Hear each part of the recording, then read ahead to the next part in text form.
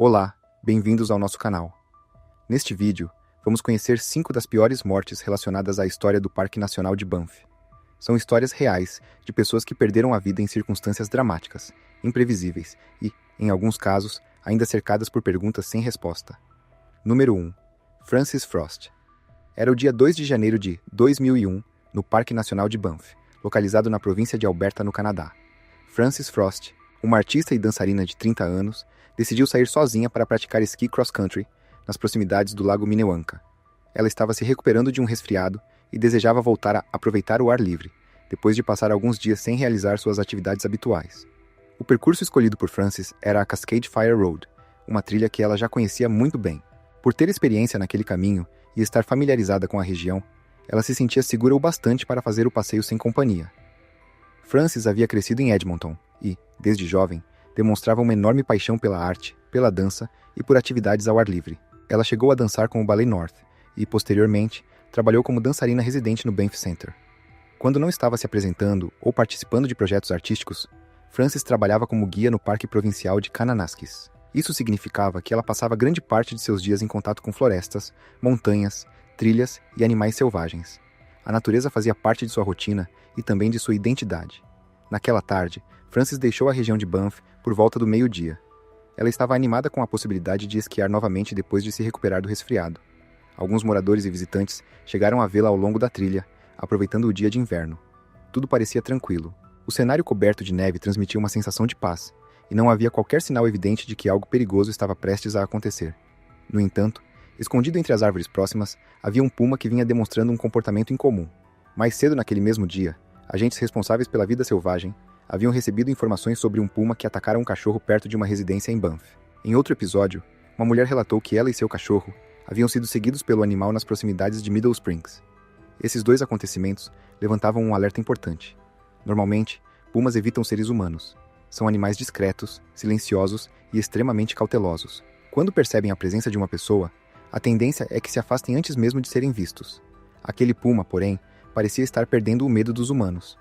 Os relatos indicavam que ele poderia estar procurando alimento e se aproximando cada vez mais das áreas frequentadas por pessoas. O comportamento mais ousado sugeria que o animal estava disposto a correr riscos que normalmente evitaria. Frances já estava esquiando havia aproximadamente 1h30. Ela havia praticamente concluído o trajeto e se encontrava a apenas 300 metros de seu carro. Nesse momento, o puma começou a segui-la silenciosamente. O animal avançava sem fazer barulho, usando a vegetação e as árvores como cobertura. Frances aparentemente não percebeu que estava sendo observada. O puma aguardou até encontrar o momento que considerou ideal para atacar. Quando ela passou por determinado ponto da trilha, o animal saltou. Frances tentou se defender. As evidências indicaram que ela lutou contra o puma, mas estava sozinha, e não tinha como igualar a força de um predador daquele tamanho.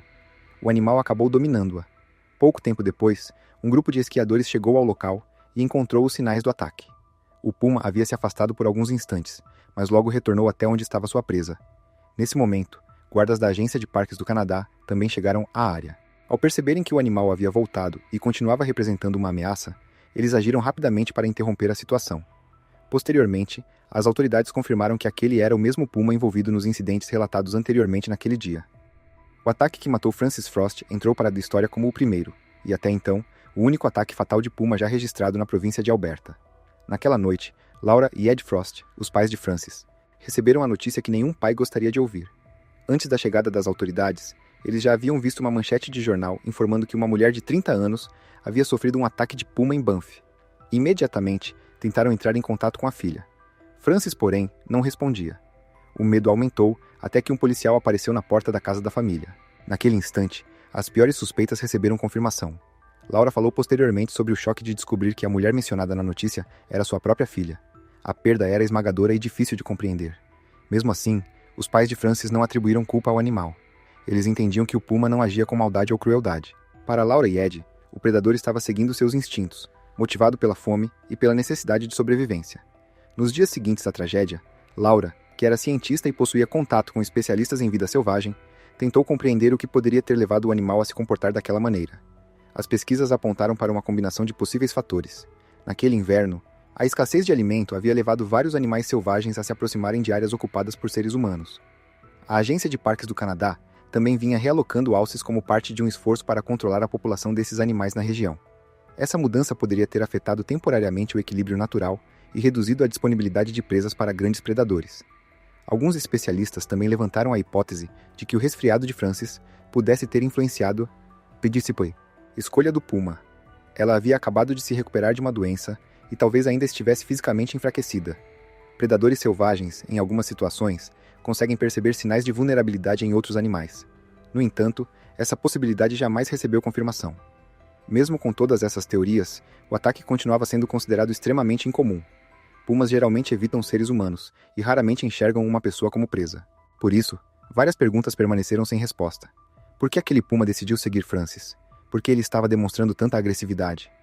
A falta de uma explicação definitiva deixou até mesmo os especialistas em vida selvagem intrigados. Familiares e amigos lamentaram a morte de uma mulher vibrante, criativa e cheia de energia. Frances era lembrada como alguém que abraçava a vida, buscava novas experiências e mantinha uma ligação profunda com a natureza. Mesmo enfrentando uma dor imensa, seus pais encontraram algum consolo ao pensar que ela havia partido enquanto fazia uma atividade que amava. Frances estava ao ar livre, esquiando e aproveitando uma paisagem que tinha um significado especial para ela. Em sua memória, Laura e Ed passaram a retornar todos os anos a Cascade Fire Road. Eles percorriam novamente a trilha para homenagear a filha e manter viva sua ligação com aquele lugar. Com o passar do tempo, as autoridades de Banff aumentaram os esforços para administrar os encontros entre pessoas e animais selvagens. Pumas ainda são vistos ocasionalmente na região, mas equipes especializadas monitoram os movimentos desses animais e avaliam possíveis riscos nas áreas próximas a trilhas, residências e locais frequentados por visitantes. A história de Frances continua sendo um lembrete de que, por mais bela e familiar que uma paisagem pareça, a natureza permanece imprevisível. Número 2. Vita Smith. Era o dia 21 de julho de 2020, na cidade de Calgary, no Canadá. Vita Smith, uma mulher de 69 anos conhecida por sua habilidade como contadora de cartas em jogos de blackjack, encontrou-se com seu antigo amigo e parceiro de negócios, Kevin Barton, que também usava o nome Chris Lee. Os dois haviam trabalhado juntos durante muitos anos. Eles viajavam para diferentes cassinos e conseguiam ganhar dinheiro utilizando estratégias de jogo, principalmente técnicas de contagem de cartas. Com o passar do tempo, porém, a relação entre eles se tornou cada vez mais complicada. Naquele dia, Vita havia combinado de vender a Lee um passaporte que pertencera ao seu ex-marido. Lee precisava do documento para tentar contornar as proibições que vários cassinos haviam imposto contra ele. Por causa de seu histórico e de suas atividades profissionais, ele já estava impedido de entrar ou jogar em diversos estabelecimentos. O valor combinado pela negociação era de $10.000. Lee entregou o dinheiro acreditando que receberia o passaporte. Em vez disso, Vita lhe deu uma certidão de nascimento. Quando ela tentou sair levando o dinheiro, a tensão aumentou rapidamente. Durante o julgamento, Lee afirmou que segurou Vita para impedi-la de sair. Segundo sua versão, houve uma luta física e, no meio do confronto, ela repentinamente parou de reagir. Ele disse que verificou se Vita apresentava sinais de vida, mas não encontrou nenhum. Em vez de telefonar imediatamente para os serviços de emergência, pedir ajuda ou procurar atendimento médico, Lee tomou uma decisão extrema. Ele colocou o corpo de Vita na parte traseira de seu veículo utilitário esportivo. O que deveria ter sido uma negociação entre antigos parceiros transformou-se em uma tragédia. Nos dias seguintes, Lee tentou esconder seus rastros. Ele abandonou o carro de Vita nas proximidades de um estabelecimento comercial e deixou o local dirigindo seu próprio veículo. Durante vários dias, ele manteve os restos mortais de Vita dentro do veículo enquanto tentava decidir o que faria em seguida. Em determinado momento, Lee considerou fugir para uma área selvagem. Talvez pretendesse desaparecer em algum lugar isolado, longe das autoridades e das câmeras de segurança. No entanto, ele desistiu desse plano. Lee viajou até Edmonton e depois retornou para Calgary. No dia 22 de julho, Vita já havia sido oficialmente declarada desaparecida. Quando ela não voltou para casa e deixou de responder às tentativas de contato, familiares e conhecidos começaram a se preocupar. As autoridades abriram uma investigação. Em pouco tempo, as suspeitas se voltaram para Lee. Imagens de câmeras de vigilância confirmaram que ele havia sido a última pessoa conhecida a estar com Vita antes de seu desaparecimento. A polícia passou a acompanhar seus movimentos e, depois de monitorá-lo durante vários dias, realizou a prisão dentro do próprio veículo. No local, os policiais encontraram a bolsa de Vita, seu telefone celular e sua carteira. Também localizaram 5 armas de fogo carregadas, munições e diversos objetos que indicavam uma possível tentativa de esconder o que havia acontecido. As evidências forenses revelaram uma história perturbadora. Vestígios do sangue de Vita apareceram no veículo de Lee. O ácido desoxirribonucleico dela também apareceu em um par de algemas. Os investigadores concluíram que Vita havia lutado dentro do veículo antes de perder a consciência. Embora Lee insistisse que a morte não havia sido intencional, o conjunto de provas levantava sérias dúvidas sobre essa versão. Ele recebeu uma acusação formal e, mais tarde, admitiu no tribunal que era responsável pela morte de Vita. Mesmo assim, continuou afirmando que nunca tivera a intenção de matá-la. Em 2023, Lee recebeu condenação por homicídio culposo. Apesar da condenação, uma pergunta fundamental continuava sem resposta. Onde estava o corpo de Vita? Durante quase 3 anos, a família esperou por informações. A ausência dos restos mortais impedia que os parentes realizassem uma despedida adequada e prolongava ainda mais o sofrimento. Finalmente, Lee levou as autoridades até uma área de descanso localizada ao longo da rodovia transcanadense, dentro do Parque Nacional de Banff. Ele afirmou que havia deixado os restos mortais de Vita naquele local. A busca, porém, apresentou extrema dificuldade. O clima rigoroso, a neve, o terreno irregular e as características da região prejudicaram o trabalho das equipes. Embora a área recebesse viajantes e ciclistas com frequência, encontrar evidências depois de tanto tempo exigia uma operação cuidadosa. Somente em 2023, as autoridades conseguiram recuperar os restos mortais de Vita na área de descanso indicada por Lee. Para a família, o momento trouxe sentimentos contraditórios. Por um lado, finalmente havia uma resposta. Vita poderia ser levada de volta aos seus familiares e receber uma despedida.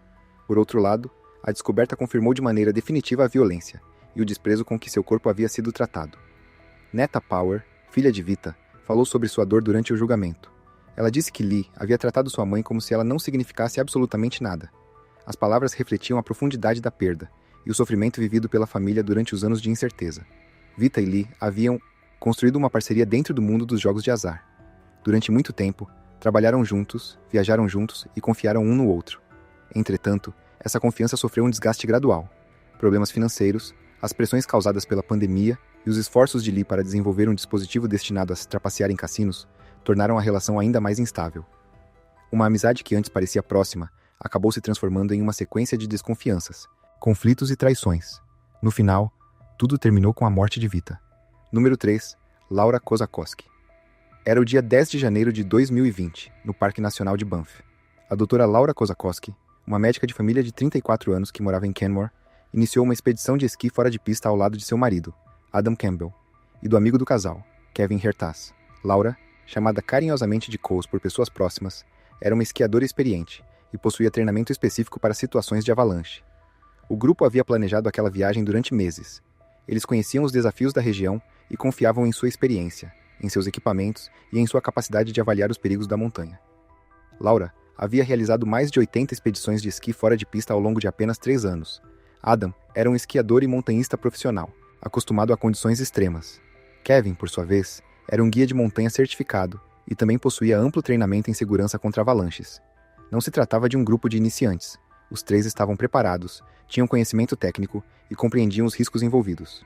Naquela manhã, seguiram para a região conhecida como Hector South, localizada ao longo da rodovia 93 Norte. O lugar havia se tornado bastante popular entre praticantes de esqui. Uma nova camada de neve havia caído durante a semana anterior, e a temperatura estava em torno de 15 graus Celsius abaixo de zero. O risco de avalanche era considerado moderado abaixo da linha das árvores. Em altitudes mais elevadas, entretanto, as condições apresentavam mais perigo. Mesmo sabendo disso, o grupo decidiu prosseguir. Todos carregavam localizadores de avalanche, equipamentos de emergência e suprimentos adequados para uma operação de resgate. Durante a manhã, tudo aconteceu conforme o planejado. Eles observaram cuidadosamente as características da neve, analisaram o terreno e avançaram pelas encostas. A experiência dos 3 permitia que identificassem muitos dos sinais associados à instabilidade. Perto do final da manhã, o grupo decidiu fazer uma última descida antes de encerrar as atividades daquele dia. Adam e Kevin seguiram primeiro. Laura ficou um pouco acima, preparando-se para iniciar sua própria descida. Por volta das 11 horas e 30 minutos, ela começou a esquiar por uma encosta com cerca de 400 metros. Laura deslizava com segurança pela neve fresca. Adam, querendo melhorar seu ângulo de visão, caminhou até uma crista. Quando mudou ligeiramente de posição, a neve sob seus pés cedeu.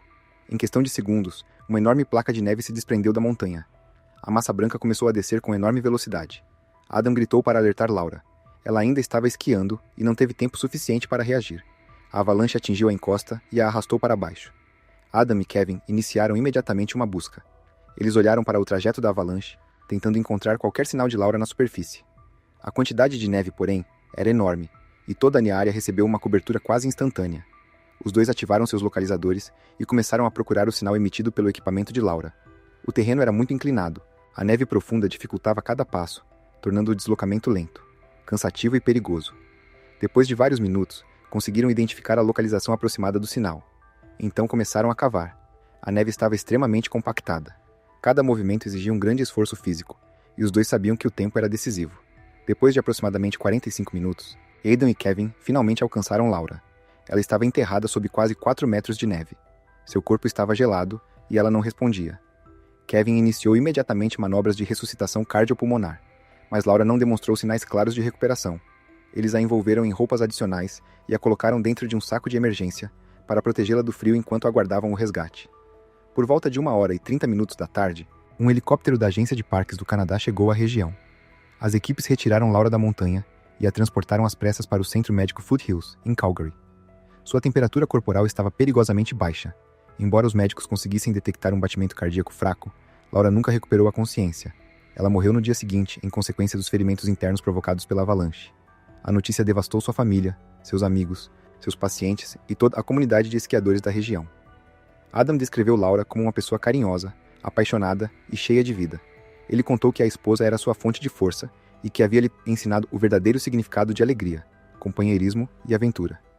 A mãe de Laura estava dentro de um avião, retornando de uma viagem à Colômbia, quando recebeu a notícia. Depois que ela desembarcou, Adam fez uma conexão para que pudesse falar com a filha e se despedir pela última vez. Apesar de toda a experiência do grupo, vários fatores contribuíram para a tragédia. Mais tarde, Adam reconheceu que talvez tivesse subestimado os perigos específicos daquela encosta. A combinação de neve recente, vento e formato do terreno tornava a área mais instável do que eles haviam previsto. Laura era conhecida por sua abordagem cuidadosa em relação à segurança. Naquele dia, porém, ela não estava usando capacete. Adam passou a lamentar profundamente essa decisão. Não havia como saber se o equipamento teria mudado o resultado, principalmente diante do volume de neve e da força da avalanche. Mesmo assim, ele não conseguia deixar de pensar nessa possibilidade. Será que o capacete teria reduzido os ferimentos? Será que Laura teria sobrevivido? As montanhas são imprevisíveis, independentemente do nível de habilidade ou preparação de quem decide explorá-las. As reflexões de Adam destacaram a necessidade de manter vigilância constante, estabelecer uma comunicação clara e jamais subestimar os riscos de uma encosta. Laura Kozakowski era uma médica dedicada, uma esposa amorosa e uma aventureira que vivia com paixão, disciplina e resiliência. Ela deixou uma marca permanente na vida das pessoas que tiveram a oportunidade de conhecê-la. Mesmo assim, perguntas dolorosas continuaram acompanhando aqueles que ficaram. O que teria acontecido caso o grupo escolhesse outra rota? E se a avalanche apresentasse menor intensidade? E se tivessem adotado uma precaução adicional? A presença de um capacete poderia ter alterado o desfecho? Nenhuma dessas perguntas possuía uma resposta definitiva. Para familiares e amigos, restou a lembrança de uma mulher que levou amor, energia e luz para a vida de todos ao seu redor. Número 4. Danielle Heritage. Era o dia 5 de outubro de 2022, nas Montanhas Rochosas Canadenses.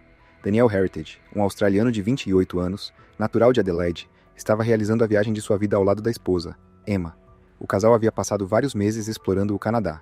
Durante a viagem, fizeram trilhas, visitaram montanhas e praticaram escalada juntos. Danielle e Emma eram escaladores experientes. Para a última escalada da temporada, escolheram a rota Mother's Day Buttress, na montanha Cascade. Os dois acreditavam possuir a experiência necessária para concluir o percurso com segurança. Danielle e Emma estavam juntos desde os 18 anos. Ao longo de uma década, construíram uma relação marcada pelo amor, pela amizade e pela paixão compartilhada por aventuras. Enquanto subiam a montanha, conversavam, riam e faziam planos para o futuro. Por algumas horas, tudo parecia perfeito. No entanto, à medida que avançavam, o dia tomou um rumo trágico. Emma se lembraria claramente dos últimos momentos antes da queda. Danielle havia acabado de concluir uma parte difícil localizada na quinta enfiada da escalada. Era uma fenda íngreme situada em um canto da formação rochosa. Depois de completar o trecho, ele comentou que aquela parte havia sido mais complicada do que esperava. Em seguida, desapareceu do campo de visão de Emma. Ela aguardou o sinal habitual. Sempre que Danielle chegava a uma posição segura, ele gritava para avisar que estava protegido e que Emma poderia continuar. Dessa vez, o chamado não aconteceu. Os minutos começaram a passar. Primeiro, Emma esperou por alguns instantes. Depois, 10 minutos. Então, 15 minutos. Uma sensação crescente de medo tomou conta dela. De repente, a corda entre os dois ficou completamente frouxa. O coração de Emma começou a bater com força. Ela gritou o nome de Danielle, tentando descobrir o que estava acontecendo. Não houve resposta. Pouco depois, Emma viu a corda despencando pela parede. Então viu Danielle. Ele estava caindo rapidamente e atingia diferentes saliências de pedra durante a descida. Emma não podia fazer nada para interromper a queda. Presa à sua própria posição, ela apenas assistiu, em completo desespero, enquanto o marido desaparecia pela borda do penhasco. Quando conseguiu chegar até ele, Danielle não respondia. Emma pediu socorro e o segurou em seu colo. Ela falava com ele em voz baixa e esperava por algum sinal de vida, mesmo sabendo que a situação era gravíssima. Ao redor, Quase não havia sons. Emma ouvia apenas a própria respiração e o movimento da corda contra a rocha. Cerca de 1h30 depois, as equipes de resgate finalmente chegaram. Os socorristas disseram que Emma precisaria deixar o local primeiro. Afastar-se de Daniel naquela montanha, depois de tudo o que haviam vivido juntos, representou a coisa mais difícil que ela já precisou fazer. Posteriormente, as autoridades analisaram as circunstâncias do acidente. Tudo indicava que Daniel não havia instalado uma nova proteção depois de superar o trecho mais íngreme. Talvez ele acreditasse que o terreno seguinte apresentaria mais facilidade e que poderia avançar sem colocar outro ponto de segurança imediatamente. Emma nunca soube exatamente o que provocou a queda. Daniel pode ter pisado em uma pedra solta. Pode ter perdido o equilíbrio. Talvez tenha ocorrido um movimento simples e inesperado, do tipo que poderia acontecer com qualquer escalador. A resposta definitiva jamais apareceu. Nos dias seguintes, Emma precisou descrever toda a experiência em detalhes para os investigadores. Ela teve de relembrar os minutos de espera, a corda ficando frouxa, o corpo de Daniel caindo e os momentos em que o segurou nos braços. Reviver tudo aquilo causou extrema dor, mas seu depoimento era necessário para que os relatórios oficiais recebessem conclusão. Depois disso, Emma enfrentou outro desafio devastador. Ela precisava levar Daniel de volta para casa. O seguro de viagem do casal não cobria a morte acidental. De uma hora para outra, Emma passou a enfrentar uma enorme despesa financeira em um país estrangeiro. Nenhuma funerária concordava em receber Daniel sem o pagamento de um depósito de $122 mil. A mãe dele interveio e pagou o valor inicial necessário para que os procedimentos pudessem começar. Mesmo assim, Emma ainda precisava de mais $8 mil para o transporte aéreo e de aproximadamente $115 mil para as despesas do funeral. Ao perceber a situação enfrentada pela irmã, Jessica, irmã gêmea de Emma, iniciou uma campanha de arrecadação. A resposta impressionou. Amigos, parentes e até mesmo pessoas que jamais haviam conhecido o casal começaram a fazer doações. A campanha ultrapassou $42 mil. Graças a essa demonstração de solidariedade, Emma conseguiu levar Daniel de volta para casa. Mesmo depois de resolver os procedimentos mais urgentes, ela ainda buscava alguma forma de encerramento emocional. Algumas semanas após o acidente, Emma retornou à montanha Cascade. Ela escalou novamente até chegar ao ponto exato de onde Daniel havia caído. Emma imaginava que a tristeza dominaria ao chegar ali. No entanto, o sentimento mais forte era a frustração. Como aquilo poderia ter acontecido? Eles eram escaladores experientes. Estavam em uma rota que acreditavam poder enfrentar. Daniel possuía habilidade e sabia utilizar os equipamentos. Nada parecia fazer sentido. Ainda assim, Emma percebeu que talvez jamais encontrasse a explicação que procurava. Diante dessa realidade, ela escolheu se concentrar nos anos de felicidade que os dois haviam compartilhado. Daniel não era apenas seu marido. Ele era seu melhor amigo, seu parceiro e seu companheiro de aventuras. A vida que construíram juntos significava tudo para ela. A ausência deixava um vazio impossível de preencher, mas Emma sabia que precisava continuar seguindo em frente. Anos depois, ela encontrou uma maneira de conviver com a perda. Emma decidiu não passar o restante da vida concentrada na queda ou tentando descobrir exatamente o que havia provocado o acidente. Em vez disso, passou a valorizar o amor, as viagens e a história que os dois viveram juntos. Em uma homenagem a Daniel, ela escreveu que ele havia sido seu melhor amigo, o amor de sua vida e seu companheiro de aventuras. O tempo que tiveram juntos terminou cedo demais, mas para Emma, uma certeza permaneceria para sempre. Daniel continuaria ao seu lado em cada lembrança, em cada viagem e em cada novo passo de sua vida. Número 5. Rob Copolilo. Era o dia 18 de abril de 2024, em uma área remota e selvagem do Parque Nacional de Banff. Rob Copolilo, um experiente guia de montanha, liderava uma expedição de esqui fora de pista nas montanhas rochosas canadenses. Aos 54 anos, Rob havia dedicado praticamente toda a vida às montanhas. Ele guiava grupos, ensinava técnicas de segurança e inspirava outras pessoas a explorar o ambiente natural. Rob não era conhecido apenas por sua experiência profissional. Amigos e clientes também destacavam seu senso de humor, sua bondade e sua enorme paixão pelas atividades ao ar livre. Naquele dia, ele conduzia um pequeno grupo de esquiadores nas proximidades do Christian Peak, perto da divisa entre Alberta e Colômbia Britânica. A paisagem era espetacular. Montanhas cobertas de neve se estendiam por toda a região, criando um cenário grandioso e aparentemente intocado. Entretanto, sob aquela superfície branca, existiam perigos escondidos. Entre eles estavam as profundas fendas glaciais, rachaduras que podem se abrir na camada de gelo e permanecer cobertas por pontes de neve extremamente frágeis. Rob sempre demonstrou cuidado. Ele e os integrantes de sua equipe verificaram o terreno e tentaram identificar uma rota segura para continuar o percurso. Todos os procedimentos de segurança disponíveis receberam consideração. Mesmo assim, a natureza se mostrou imprevisível. Sem qualquer aviso, a superfície sob os pés de Rob desabou. Ele caiu dentro de uma fenda profunda e desapareceu na escuridão gelada. Os integrantes do grupo reagiram imediatamente. Enquanto algumas pessoas tentavam chegar até Rob, Outras acionaram os serviços de emergência. O pedido de socorro recebeu retransmissão para o Icefall Lodge, uma instalação remota localizada nas proximidades do campo de gelo Lyell. A Agência de Parques do Canadá organizou uma operação de resgate e enviou 3 especialistas de helicóptero até o local. Quando a equipe chegou, os integrantes do grupo já haviam conseguido retirar Rob da fenda. Eles estavam prestando os primeiros socorros. O estado dele, porém, era crítico. Rob havia permanecido exposto a temperaturas congelantes por quase 1 hora. Além da hipotermia, ele apresentava ferimentos graves provocados pela queda. Os especialistas trabalharam com urgência para estabilizá-lo. Em seguida, um helicóptero transportou Rob para Lake Louise. De lá, uma ambulância aérea do Serviço Aéreo de Resgate de Traumas o levou até o Centro Médico Foothills, em Calgary. O trajeto completo até o hospital levou aproximadamente 2 horas. Apesar de todos os esforços das equipes de resgate e dos profissionais de saúde, Rob nunca recuperou a consciência. Os ferimentos e a exposição prolongada ao frio haviam causado danos graves demais. A notícia de sua morte devastou a comunidade de montanhismo. Rob não era apenas um guia. Para muitas pessoas, ele era um mentor, professor, colega e amigo. Sua empresa, a Veta Mountain Guides, era amplamente respeitada. Rob também havia feito importantes contribuições para o universo da escalada e do esqui. Ele era coautor de um manual para guias de montanha e escreveu diversos materiais sobre segurança em ambientes naturais. Por meio de seus textos, cursos e expedições, compartilhava décadas de conhecimento com aventureiros iniciantes e profissionais experientes. As pessoas que conviveram com Rob o descreviam como alguém com uma presença inesquecível. Essas tragédias também deixaram famílias, amigos e comunidades inteiras tentando compreender acontecimentos que muitas vezes não possuem uma explicação completa. A natureza pode oferecer momentos inesquecíveis, mas também exige respeito, preparação e atenção constante.